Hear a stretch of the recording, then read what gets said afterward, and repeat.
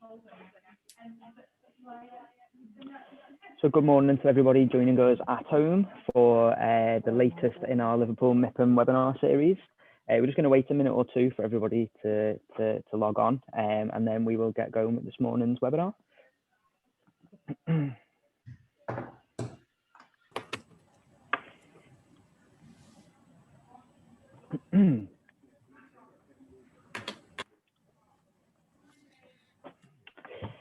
So while we wait for everybody to come on, I will go through this screen, which you're all very familiar with now. As always, we can't hear or see you, so please do make use of our chat and Q&A function.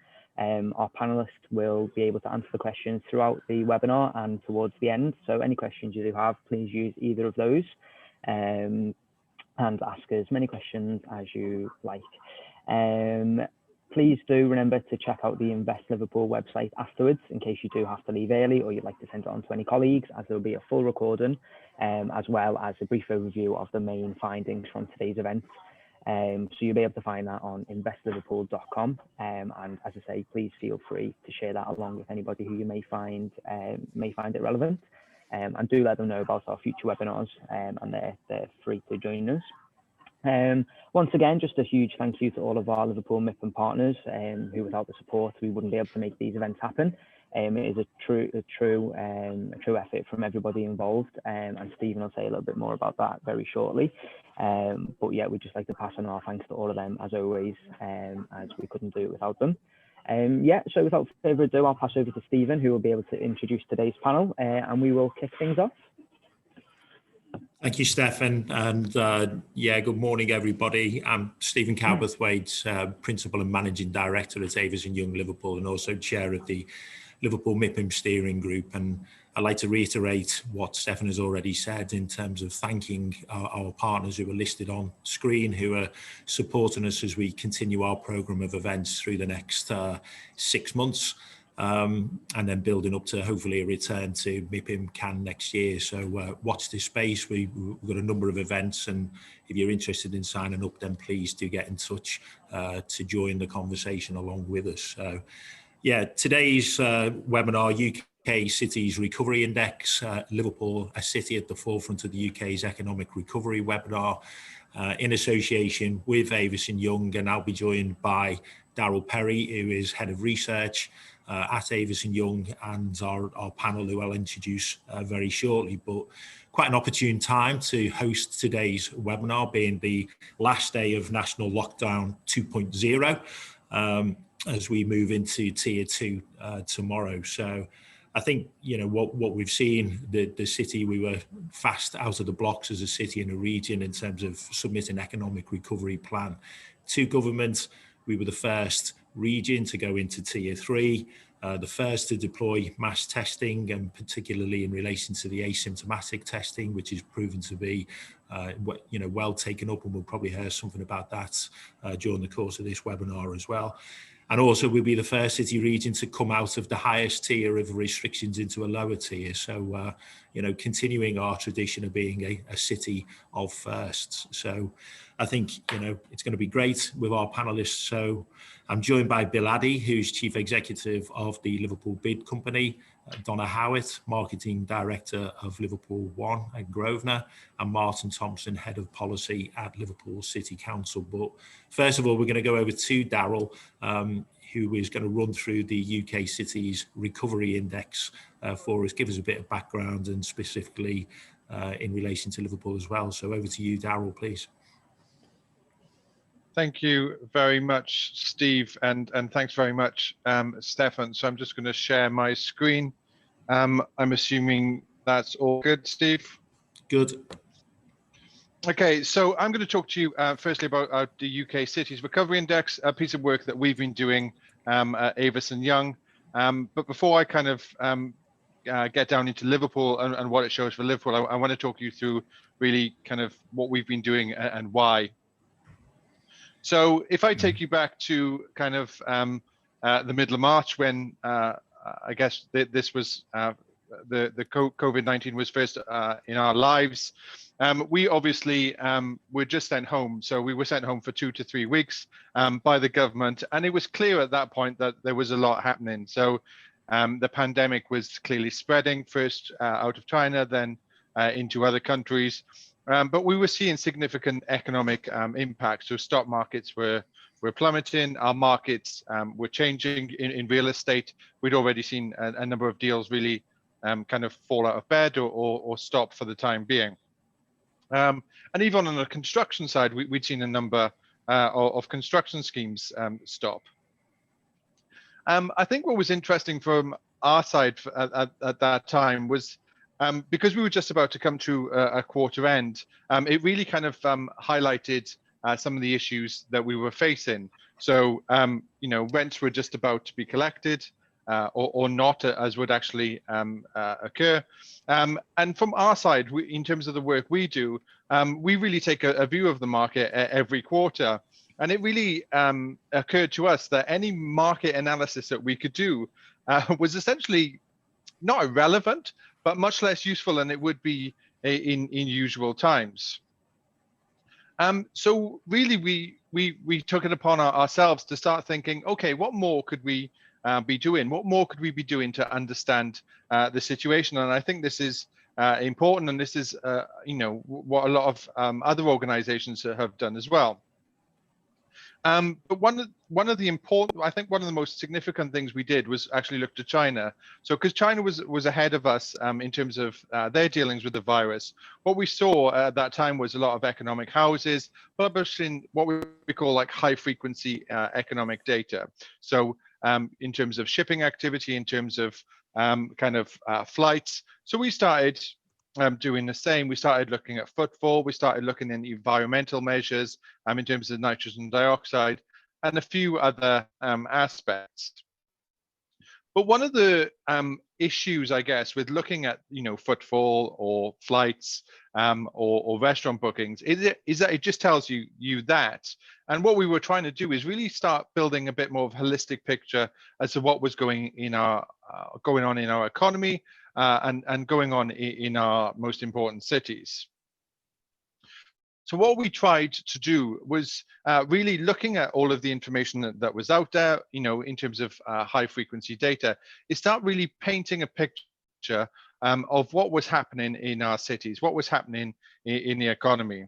We weren't trying to create a proxy for GDP, although I'll come on to that in a short while, or a new way of measuring real estate. But what we were really trying to do is understand our markets in real time.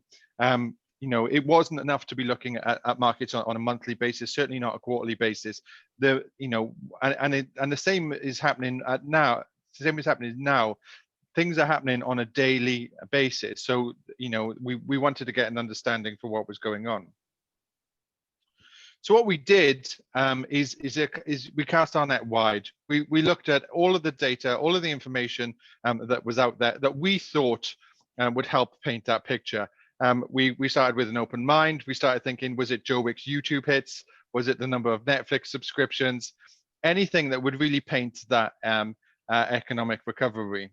And what we're able to do is then capture hundreds of thousands of data points and feed them in. And when you capture hundreds of thousands of data points, it looks like this. So this is all of the data we were capturing. Obviously not too clear to anyone. And what we were trying to do really is turn what we've been able to do with the recovery index is turn this vermicelli, if you will, into a clear understanding of what's going on across the UK and in Liverpool in terms of the economic recovery. So this is the national index, and you can see that's mapped against COVID hospitalizations over the time. So for those who are particularly interested, what we've done here is take February the 29th as our normal, as our 100, our day zero. And you can see going through early March and early April, you saw that significant fall in the recovery index, where it hovered through April, May, and most of June.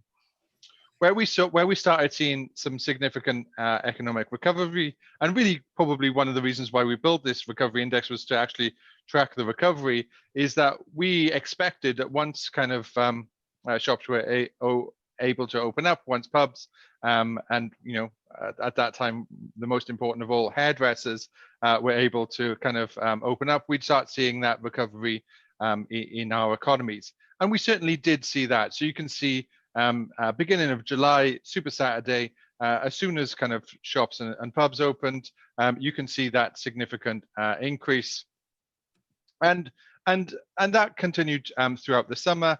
A lot of people staycationing, some out of choice, and people going out to really enjoy their lives. So the Eat Out to Help Out scheme was significantly important with regards to this.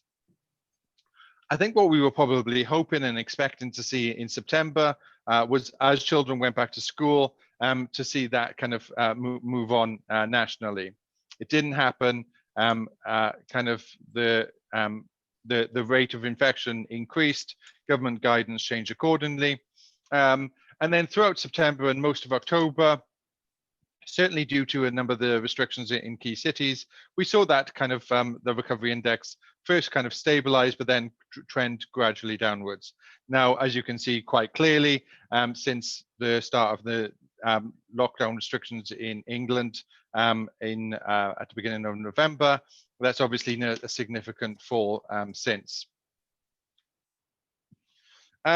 Just to paint more of a picture as to what's included in the recovery index. So what we've done, and I can break this down for you in a second, what we've done is we've broken the economy down and broken kind of real estate down by 6 sectors. So commercial activity, hotel and leisure, mobility, so essentially people's ability to move around, the residential sector, the retail sector, and then of course return to office.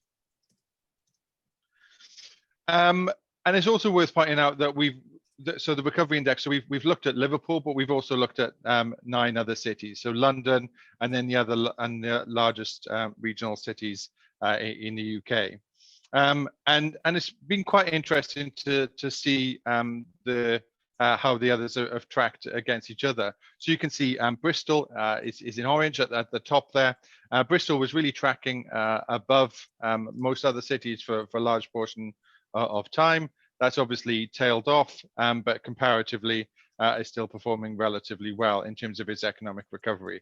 Obviously, Bristol has now gone into tier 3.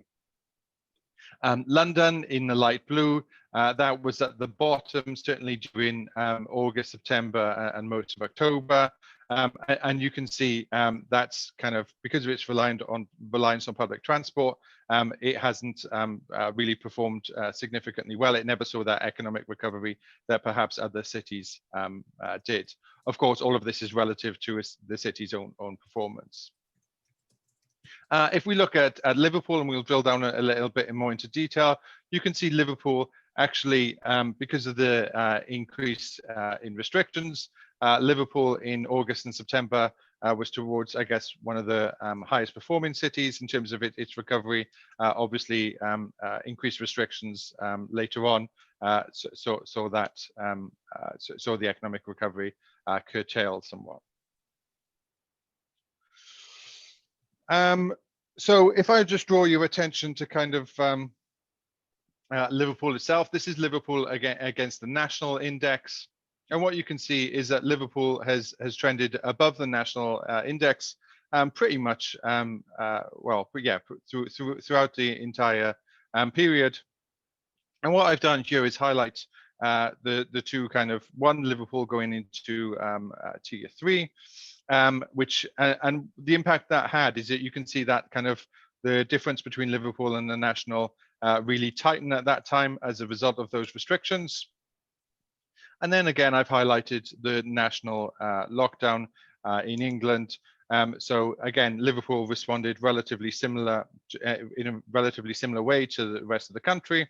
A little spike up in half term, and as people kind of had a little bit of a last hurrah pre-lockdown, and then a significant fall in the first few weeks before plateauing significantly.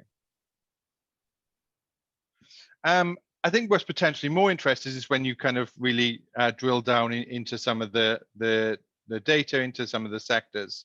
So as with the kind of the first lockdown, the hardest hit sectors you can see here are mobility and hotel and leisure, really kind of unsurprisingly. So on the hotel and leisure side, we've seen a 50% fall since the end of August when it peaked. So it had been at 86, now is reading at 73.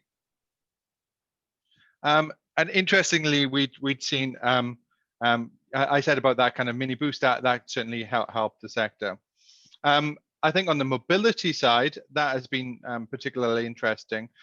We've seen a relative strength from Liverpool on that front in terms of people's eagerness to get around the city. So Liverpool was as low as 30 in April. It actually peaked at just above 100 in mid-September. And now we've seen a little bit of a fall, albeit an increase in the last few days, maybe as kind of the impact of restrictions have kind of worn off in people's minds, and people are keen to kind of start getting out there a little bit more. Commercial activity. So I think commercial activity, so you'll see that's the purple line, which has remained relatively stable. Commercial activity is a relatively interesting one. In Liverpool, it actually showed some significant resilience, certainly during the first lockdown. And what we like to see, what we like to say about commercial activity is we think it represents the non-socially distanced element of the economy. So it's looking at kind of HGV traffic, looking at shipping, those type of things, as well as unemployment and business confidence. I'll come on to commercial activity in a little bit more detail because I think it is interesting. But you can see there it's been resilient all the way through. I guess a part of the economy which has been more than resilient is the residential sector index. So you can see that's been the highest performing for quite a while. Obviously, we've seen significant activity, both in terms of listings, in terms of sales, and in terms of the confidence in the housing market. So that's been a particularly buoyant aspect of the economy. Potentially kind of less interesting for some, certainly those who are dreading going back to the office, although I think that number is dwindling by the day. The return to office sector index is the kind of the grey-brown line towards the bottom. And you can see that's been relatively resilient throughout, certainly throughout August and September, October, which was quite interesting because actually the change to the guidance around getting back to the office actually changed during this time. But what we found is that those who were going in continued to do so, and were keen to kind of get back into the office, albeit it has fallen off since the new level of restrictions. I just want to highlight, and I know Bill won't like this, but I just want to highlight kind of the I guess how sensitive the recovery index. What I've done there, so you'll see mobility in the orange line, and you'll see this is the 26th of June. So you'll see a spike up as Liverpool won the league. So that that spike in mobility was as a result of Liverpool winning the league and people going out to celebrate. It's also worth pointing out on the purple line that commercial activity, that dip in commercial activity a couple of days later, probably partially as a result, I imagine, of that spike in mobility on the 26th of June. Whilst we're keen not to use, I guess, do direct comparisons between cities, I think it's important to learn the lessons and of other cities and the experiences of other cities. So you can see here, I mentioned commercial activity, and these charts look at where Liverpool is in relation to the other cities. So if we started at commercial activity, I said initially that Liverpool showed some significant strength, and that was in relation to other cities.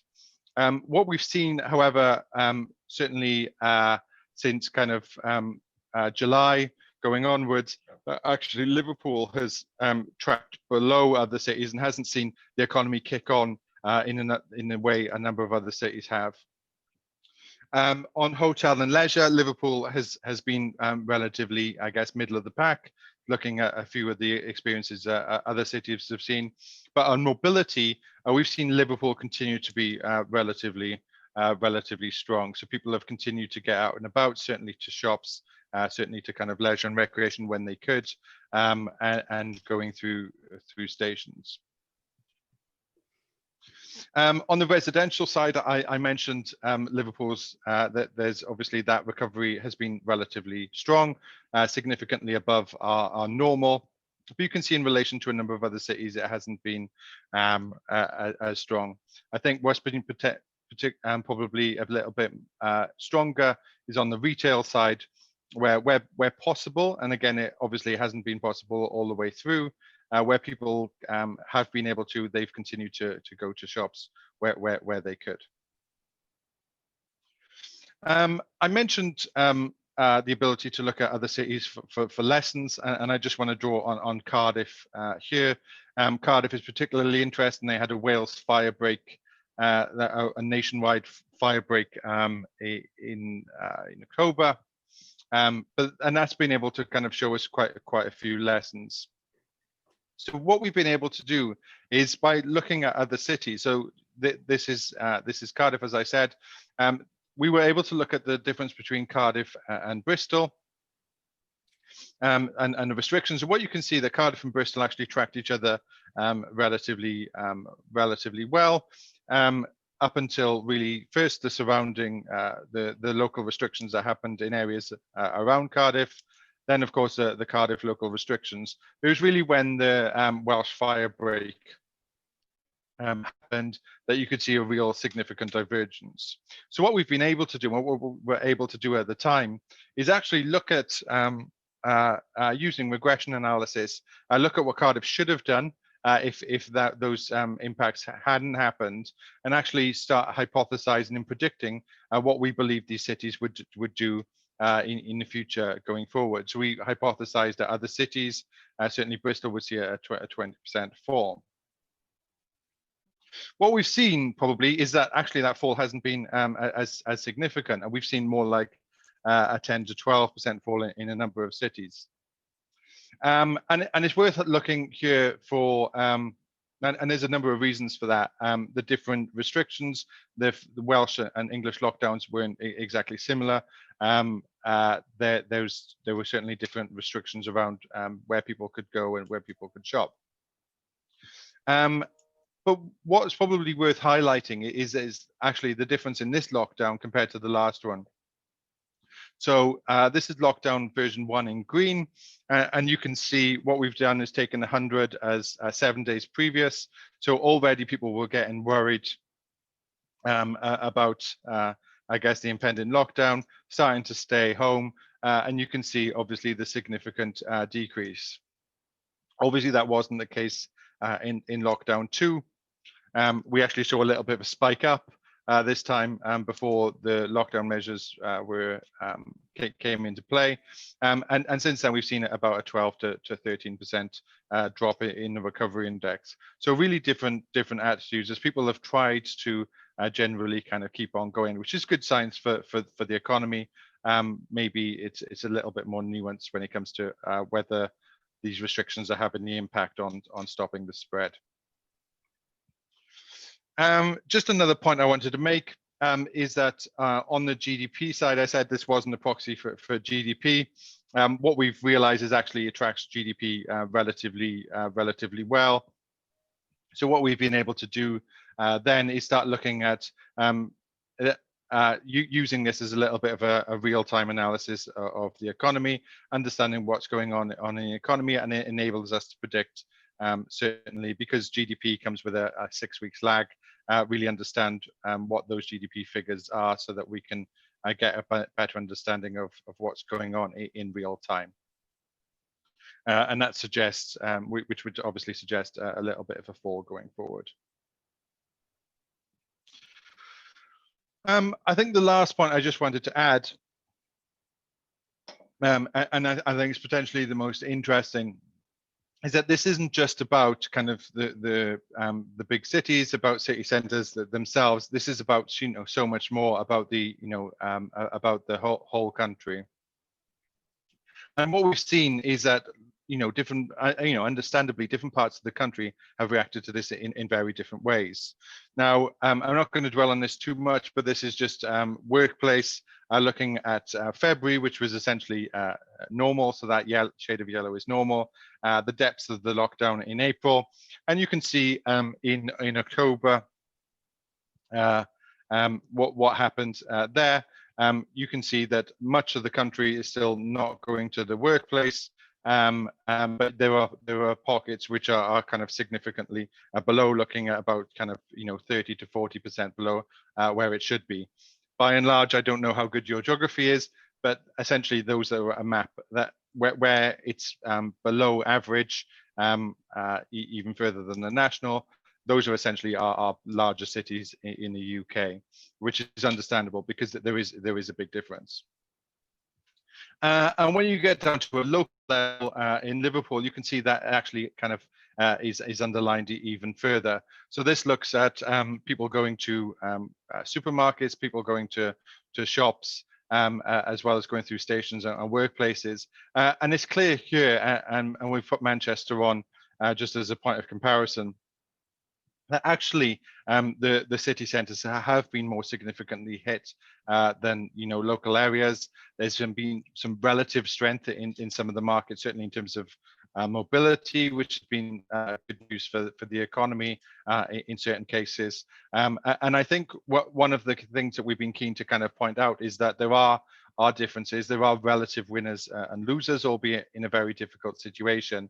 But there are some benefits, certainly in terms of, you know, the strength of local high streets and other aspects, which we think are important to kind of capture going forward. So that's all I really wanted to talk to you about. Back to you, Steve. Thank you very much, Daryl. Very, very useful. And you know, you and I have had the conversation before, is that it's not just about the data, it's what you do with that data and how you interpret it. There's a lot of it out there, as you showed on that first slide, which was a complete mess. So I think you know, you and the research team have done wonders to actually put some meaningful analysis to that. So let's and I'll just bring everybody to attention. Obviously there is a Q&A function at the bottom of the screen there, so if you do have any questions for our panel, then please post them onto there, and we'll try and get to them through the course of the next 30 minutes or so. Martin, I'll come to you first, because obviously, you know, data and interpretation of that data is very important from your perspective in terms of policy making, both, you know, coming out of lockdown previously, moving into tier 3, and obviously we've now got moving into tier 2 tomorrow. So I mean, how important is this data and the kind of analysis that we've been able to see there from Daryl? Extremely helpful. The index is fantastic. Personally, I'm more used to looking at the longer term economic trends. So having something real time, you know, changing by the week, and being able to compare that to other cities has been extremely important over lockdown. I think the mood music in Liverpool is really positive at the moment, which is strange given all the challenges going on nationally.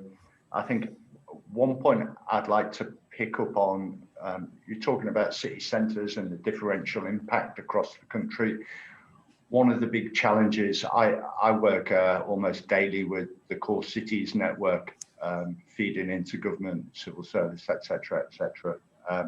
A lot of the government response has been very flat, based on, you know, per head of population or something. I think a really important point we need to make is that city centres have been impacted much more intensely than other parts of the country, yet the economic responses from government tend to don't recognise that issue. I think if there's one key issue nationally we need to be making as cities, that would be the point I would make, and the index helps us make that point really well. Yeah, really, I think that's a really relevant point. As you say, everywhere is impacted to different degrees. And Daryl, I don't know if you just want to come in on that in terms of how this can be used to help inform that conversation.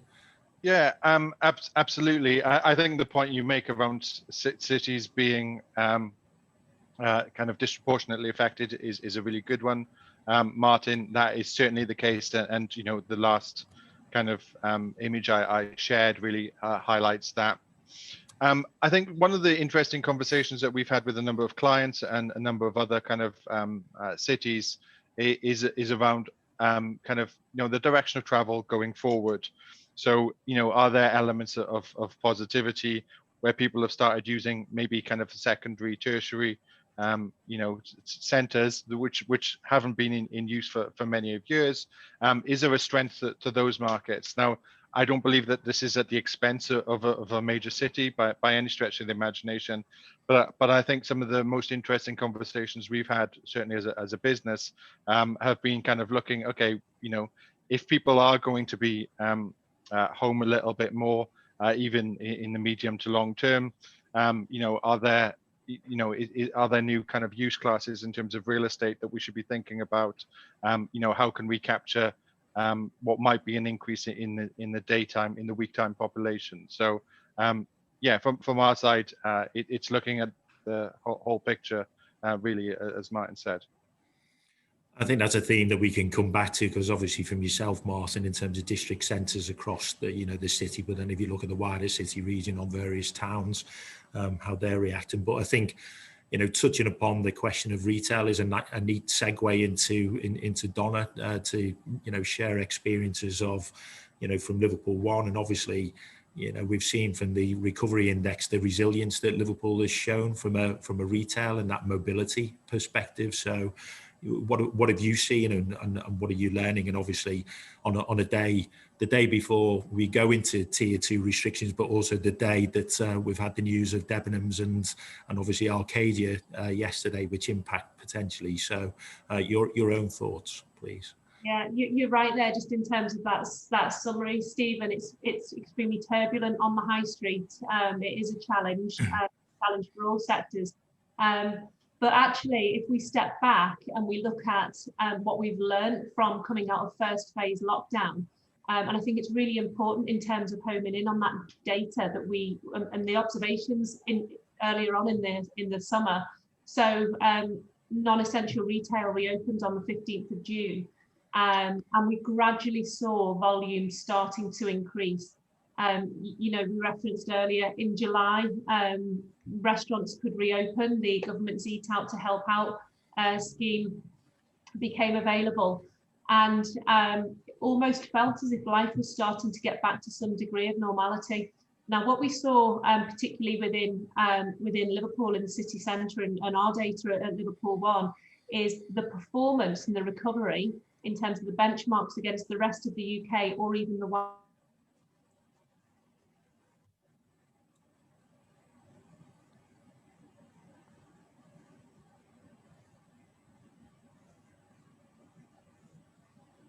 I think have we lost Donna there? Is that my connection? I think we've lost Donna temporarily. I'm sure Donna will come back. She was in full flow there as well, so hopefully we'll get it back. But Bill, we'll come across to you. Obviously, you're chair of the, you know, you look after the Liverpool bid, but you have a wider national remit from a bid perspective as well. So, you know, some great initiatives we've had in Liverpool with the likes of Without Walls, etc. But again, you know, the data, how are you using that data, and how are you you know, going forward, and what more can we do as we go into tier 2? Thanks, Stephen. I'll just come back into that, and perhaps I can just pick up on Donna's point, because I think what she was saying was that the resilience in the city centre is shown in the data that we have, and clearly we can see that in our footfall data that shows. In fact, Donna said she's coming back in a moment. She just texted me. Good. The footfall that we saw in the city showed that our footfall bounced during July and August back to a minus 25%. And just in terms of numbers, what minus 25% means that instead of the 1.25 million, our footfall in the city centre was 1.1 million, and that was at the height of the without walls. That also showed, so that footfall was also measured in the spend information that we have. We currently, in the bid company, have a relationship with Movement Strategies. The Q3 visa data also showed that our visa spend went from Q3 in 2019 was 34.5 million spent on restaurants. In Q2, when we were at the height of lockdown, it was 2.4 million. And by Q3, it was 63.3 million. That's 63.3 million spent in the L1 and L2 postcodes. It also showed very similar with clothing, with the retail and high street, that the city has bounced back, so, and can bounce back if the conditions are right for it. Clearly, bouncing back and then going back into a lockdown has not helped, and we've seen those casualties on the high street very, very public, and they're very sad casualties, particularly for those people employed in those major department stores and shops in the city centre. And yeah, we think about them specifically at the moment, but sadly, that's not just due to COVID, and there are lots of issues around that, and the data will show that when we come and look at it. But we, as I say, at this moment in time, we want to think about how the city centre is recovering. So the initiatives that helped the city centre in July and August, so that was the Liverpool Without Walls, which was the first initiative, which enabled over 3,000 extra covers to come into the city centre, with restaurants moving out into the streets, Castle Street and Bold Street across Liverpool 1, was then supported by the Eat Out to Help Out campaign, and you can clearly see that in the information that we have. Now with reopening tomorrow, thankfully, because of the hard work in the city around mass testing, about controlling the virus, we entered national lockdown at the highest category, and we come out in the sort of the middle category. It's still high, but it does allow us, most importantly, to open our restaurants up. And our restaurants are opened up, and now they're opened up with a curfew that isn't an absolute lockdown at 10 o'clock. It's close at 10 with last orders, last person out by 11 o'clock. And that's an incredibly important extra hour for our restaurants, because it's the difference between making a smaller loss and actually breaking even and making a small profit, because they're allowed to have that extra sitting during the evening. So it's vital that we see that. The Without Walls, which during the summer and in the early autumn, we can sit outside. Obviously the weather's good in Liverpool all year round, but it's a bit colder in the winter. We are looking at how that can be weatherproofed, so that the work is ongoing. You've probably all seen that with Gino's on Castle Street with the first one up. Other restaurants on Castle Street and Bold Street will follow suit as we make our restaurant businesses sustainable. And our retailers are talking about extended opening hours. They've got 3 weeks now to really enable people to come in and shop safely, but then also to try and do some recovery towards the end of this year. Excellent. Sorry, Daryl. Just to pick up, sorry, Steve. Just to pick up on the point that Bill made. I think what we can, on those lessons from Cardiff that we've learned, I think what we'd probably expect, maybe this weekend, is for that footfall to really recover, and certainly the lessons we learned from Liverpool in the first lockdown, as the restrictions were lifted there. I think we would probably expect footfall to be quite significantly, potentially the highest it's been all year in the weekend ahead. Obviously, you'll be aware of the positives and negatives of that. Yeah, and I think on that very point, obviously, as you say, lessons learned from Cardiff, but equally we know that Wales are putting in place new restrictions as of Friday this week. So, Martin, probably two elements and here. One, Bill touched upon the mass testing. So your views on how successful that has been and how it could be, used going forward potentially, but also in terms of those lessons learned from the likes of Cardiff, what we can be doing as a city and a region to help prevent that situation arising where we end up back into restrictions in a short space of time.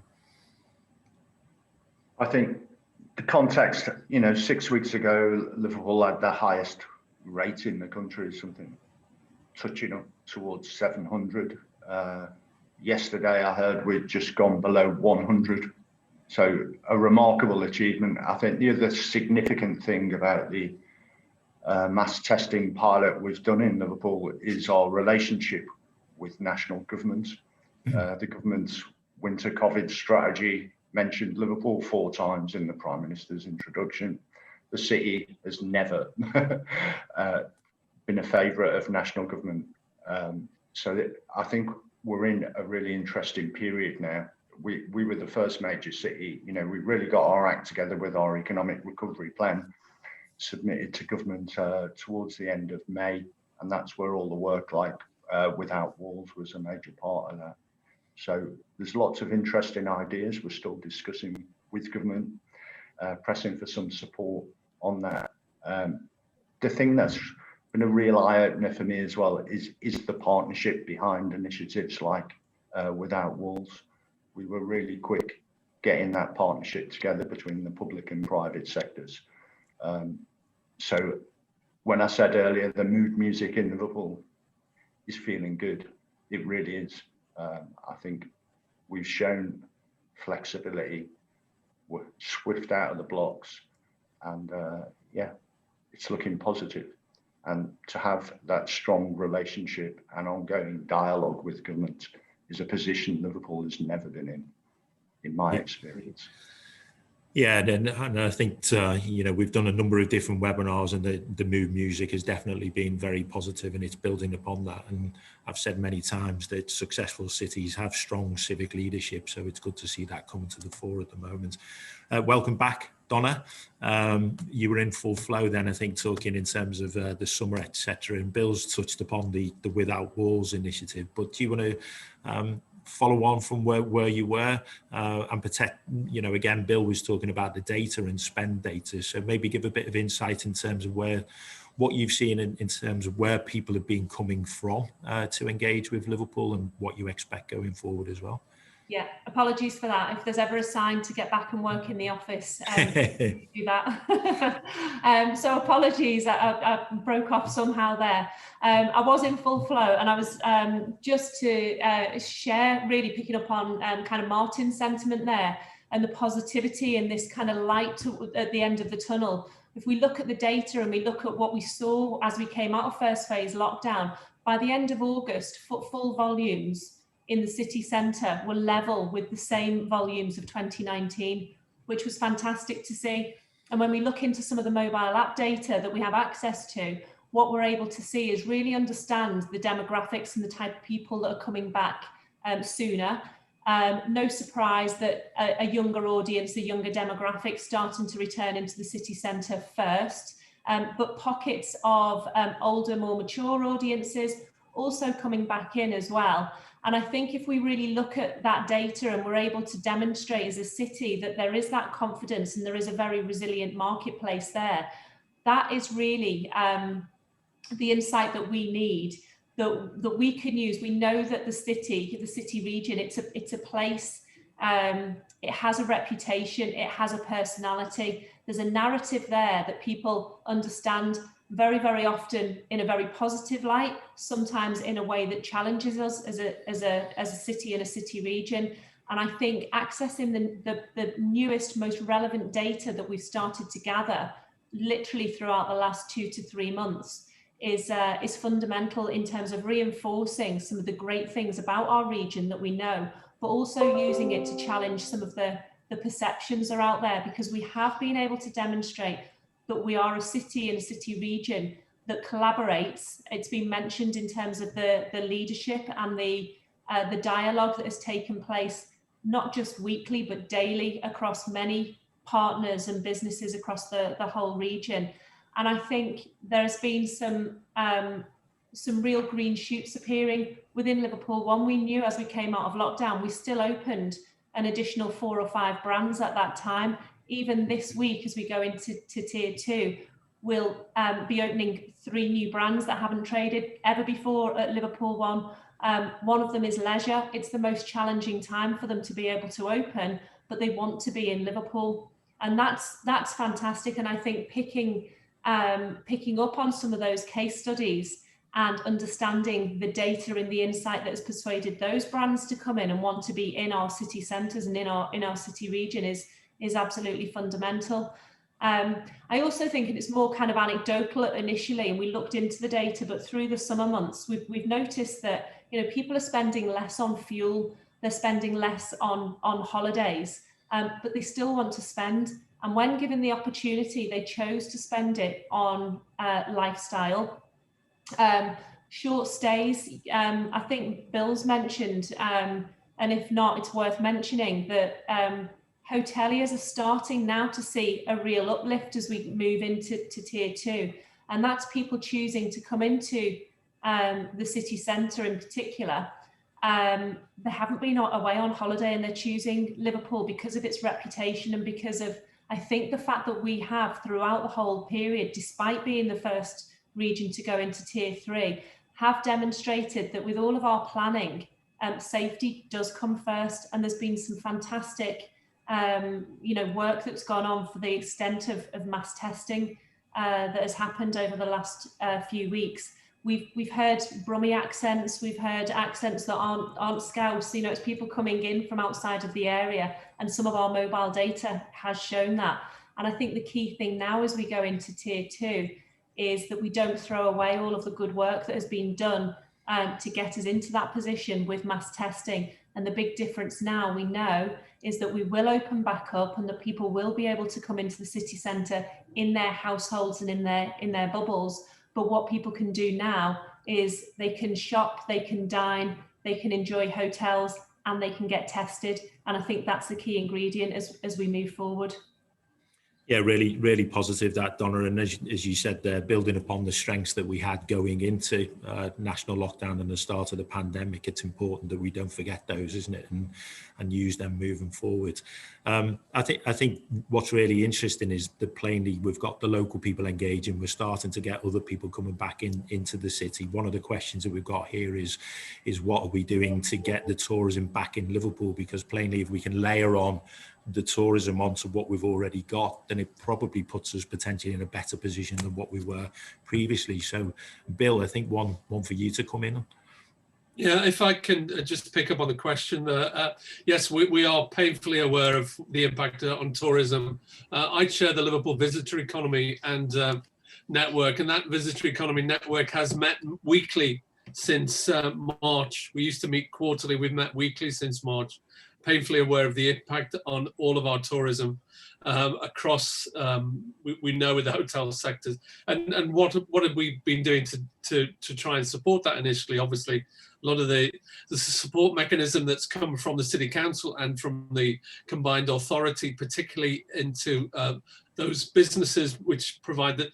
And yesterday was the latest announcement and the latest applications open for the additional restrictions grant, particularly for the supply chain, for those businesses that perhaps don't have a business rates liability and missed out.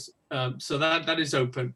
In terms of what we're doing moving forward, we can only work within the restrictions that are placed upon us. So a lot of our tourism and destination marketing spend is spent on encouraging people to come in from overseas, come in from other areas in the UK. None of that can be achieved at this moment in time. None of that can be spent. We have a campaign for Christmas, which is about really coming into the city centre, but coming safely. And in fact, Donna should speak about the campaigns, because within the Visitor Economy Network, Donna chairs the marketing group, subgroup that drives that together with Marketing Liverpool. But we are working on plans for next summer and for 21. We hope that with mass testing, with the vaccination program as well, that will be coming out soon, and that will be rolled out across the city and across the UK, that by the spring, hopefully by April, May, that we're able to start really reopening our tourism sector. But Donna, if you can pick up on the campaigns, thanks.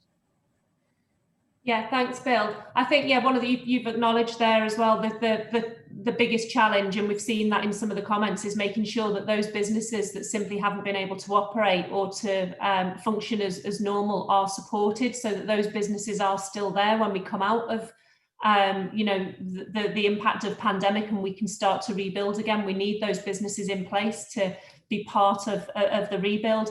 But turning to campaign, as somebody has already mentioned, a lot of tourism is free. It is our place. It's it's the city centre. It's the open spaces that we have to offer. And there are campaigns that are being delivered to pushing slightly further afield. We know that throughout the summer, it was very much about a hyper-local audience and local residents becoming tourists. We still need some of that to continue. And indeed, we've seen that throughout this last phase of lockdown, people coming out and walking around, enjoying outdoor spaces, enjoying the Christmas lights in the city centre, despite the majority of businesses being closed.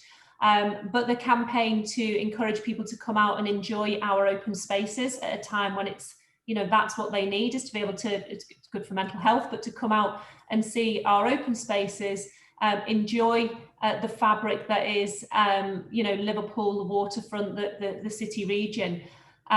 So there is a constant presence in the marketplace from Liverpool, taking some of its key assets and reminding people of the beauty of the region, because when people, if they're not visiting now, want to be able to visit, it's really important we keep a presence of mind there. One of the things that's particularly interesting, however, is the conversations that are taking place for us to look at other cities longer term as we move into spring. We want to see more flights. We want, more air traffic to come in, and we have to look at closer to home. Belfast is a really good example, or by train. We've got great connection now to Glasgow, to Edinburgh, and how we connect with those cities in contra terms, because the people of Liverpool, yes, we want them to be our tourists, but human nature, people are going to want to travel further away, and they're going to want to do something different when they feel safe enough to do so. So in terms of partnering with other cities and how we can benefit from their local audiences, and there's a lot of data insight to that in terms of the demographic profiling of the cities, and how do we model what Liverpool has to offer with the audience that Liverpool has to other cities, so that we can benefit, in a contra-based way.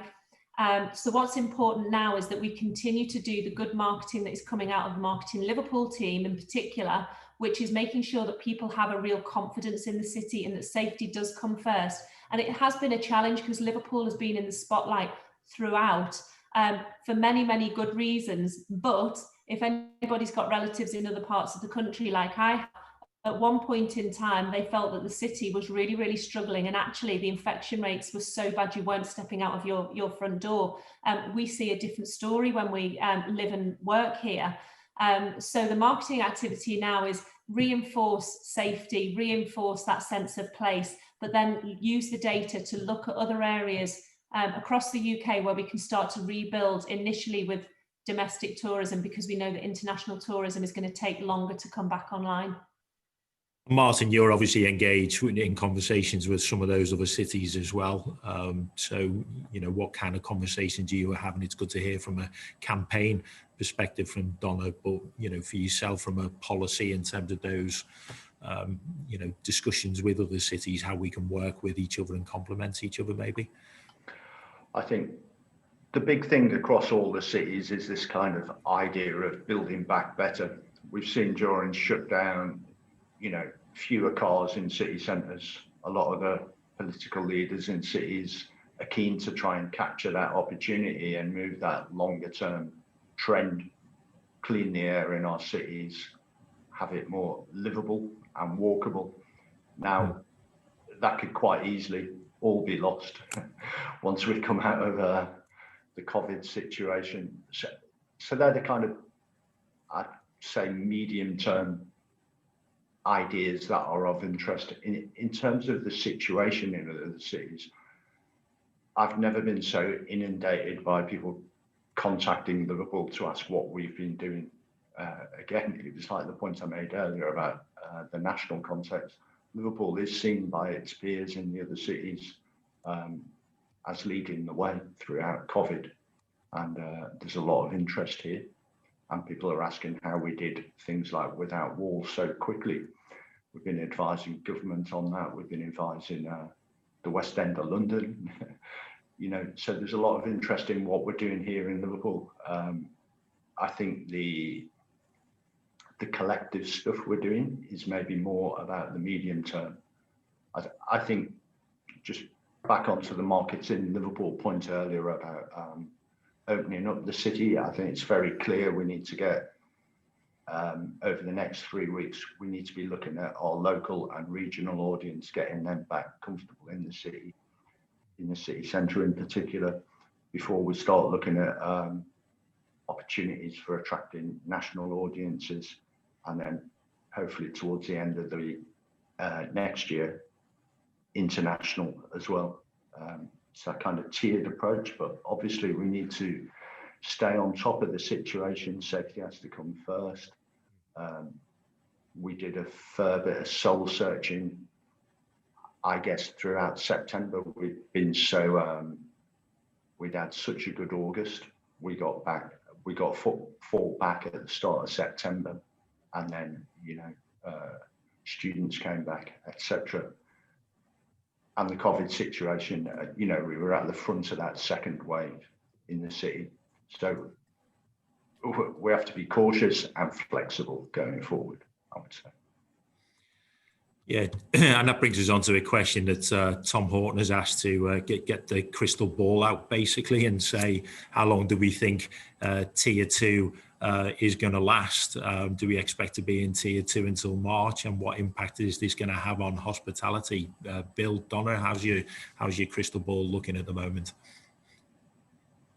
Well, if I can just come back to Tom and first of all say that, well, clearly Tier 2 at this moment in time means that our nighttime economy is decimated because only pubs which serve substantial meals, and I understand there's a question in the House at the moment about what constitutes a substantial meal, but our good traditional pubs aren't able to open and haven't been able to open, and our events is still struggling. But what we do know, they're going to be, the tiers will be reviewed every fortnight, is what we're told.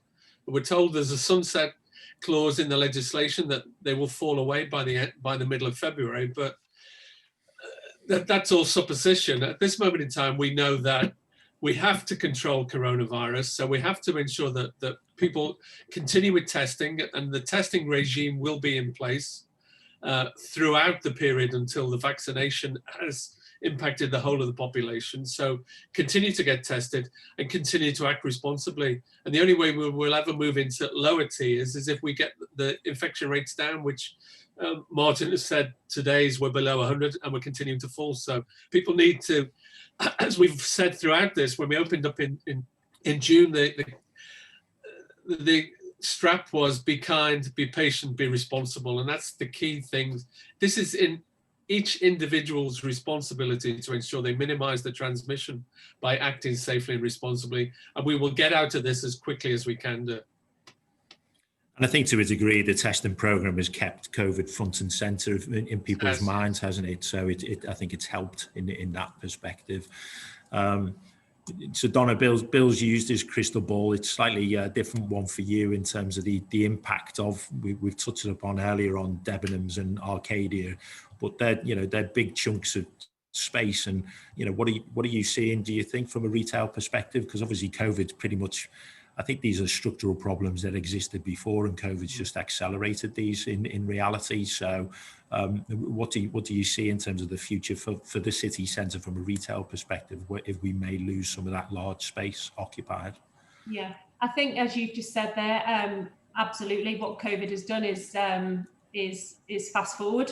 it's sped things up by a significant amount of time. So to some extent, would we say we're surprised by some of the news that is coming out? No, I don't think anybody would say that they're surprised by it. It's just how quickly we can respond to it.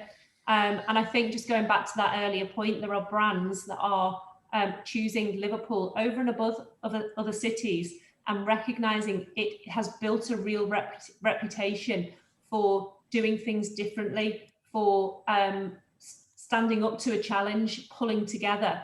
And the challenges that we'll face, nobody wants to see large open spaces that are vacant within the city centre. That's not what we're about at all. So the ability to react to those challenges, I think, is absolutely there.